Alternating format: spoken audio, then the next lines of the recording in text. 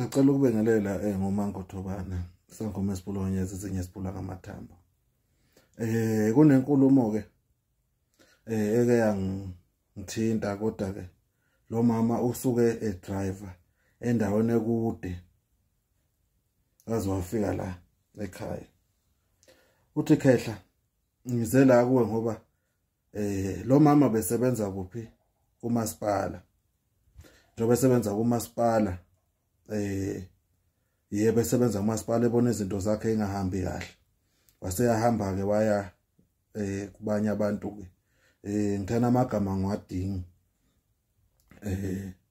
Kusho uthena ke lo mama uthi kwathiwa unobundiki unobundawo.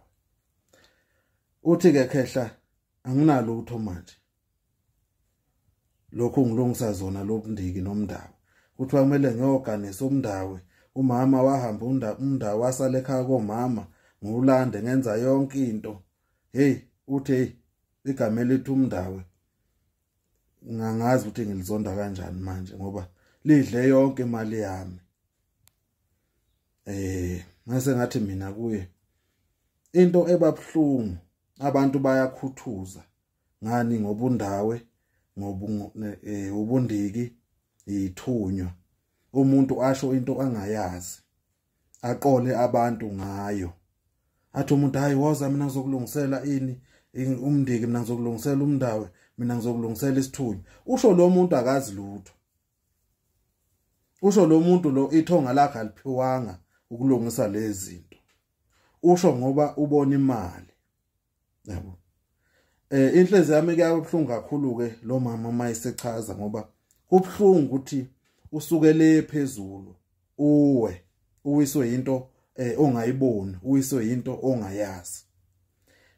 Kule nkulumo yami ke igxile ekutheni abantu abayeke ukukhuluma izinto bethi bayazazi andabazazi.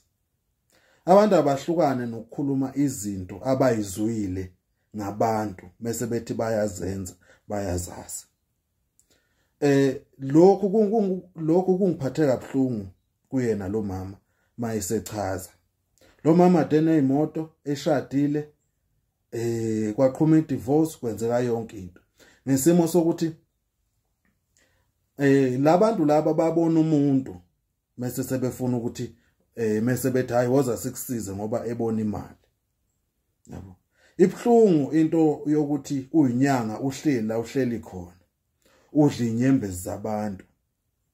Wakhile noma unemoto noma wenzani zinyembezi zabantu.